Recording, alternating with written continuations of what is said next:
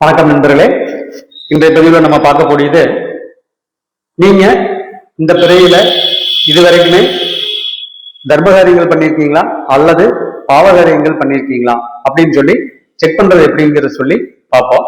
பொதுவாக ஒரு ஜாதகத்துல ஜென்ம லக்னத்துக்கு 9வது வீடு பாத்தீங்கன்னு சொன்னோம்னா தர்மத்தையும், அந்த 9வது வீட்டுக்கு 12வது வீடான 8வது வீடு அப்படிங்கிறது பாவத்தையும் குறிக்குங்க.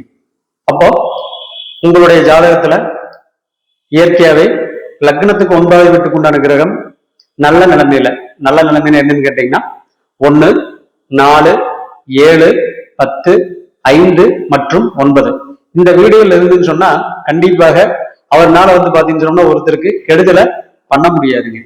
அதே மாதிரி அந்த 9வது வீட்டுக்கு உண்டான கிரகம் பகை, நீசம், அஸ்தமனம், கிரகணம் ஆகி 6, 8, 12 இருந்துன்னு சொன்னா கண்டிப்பாக அவர் மற்றவங்களுக்கு உதவி செய்ய முடியாத சூழ்நிலையில இருப்பாரு. அவரே நினைச்சாலும் பாத்தீங்கன்னா உதவி செய்ய முடியாது. அப்போ ஒருத்தருடைய ஜாதகத்துல 9வது வீடு பலமாக இருந்தால் கண்டிப்பாக அவரு உதவும் குணம் கொண்டவர், தர்ம குணம் கொண்டவர். 8வது வீடு பலமாக இருந்துன்னு சொன்னா கண்டிப்பாக அவரு அடுத்தவங்களுக்கு கெடுதல் செய்யக்கூடிய எண்ணத்தை கொண்டவர். உங்க ஜாதகத்துல எந்த வீடு பலமாக இருக்குது அப்படின்னு சொல்லி பார்த்து அதையே நீங்களே பாத்தீங்கன்னு சொன்னோம்னா முடிவு பண்ணிக்கங்க. பொதுவா இந்த மாதிரி அந்தந்த கிரகங்களுடைய திசாபுத்தி வரும்போது இதனுடைய பலன்கள் அதிகமாகும். 9க்கு அதிபதியுடைய திசையில கண்டிப்பாக அவரு நினைச்சாலும் அடுத்தவங்களுக்கு துரோகத்தை பண்ண முடியாது, கெடுதலை பண்ண முடியாது. ஆனா அந்த 9வது வீட்டுக்கு உண்டான கிரகம் 6, 8, 12 மறையக்கூடாது.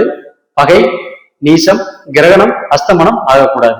அதே மாதிரி 8வது வீட்டுக்கு உண்டான கிரகத்தினுடைய திசாபுத்தி நடக்கும் பொழுது கண்டிப்பாக அவர்னால மற்றவங்களுக்கு உதவி செய்ய முடியாது, தர்ம குணத்தோட இருக்க முடியாது, பாவச் செயல்களை அதிகமா செய்வாரு. அதே மாதிரி யாருக்குமே பாத்தீங்கன்னு சொன்னோம்னா நல்லது நினைக்கக்கூடிய மனசையும் கொடுக்காது. அதே மாதிரி தெய்வ வழிபாடும் அவர்னால பண்ண முடியாது. தெய்வத்து மேல கோபம் அதிகமாக வருங்க.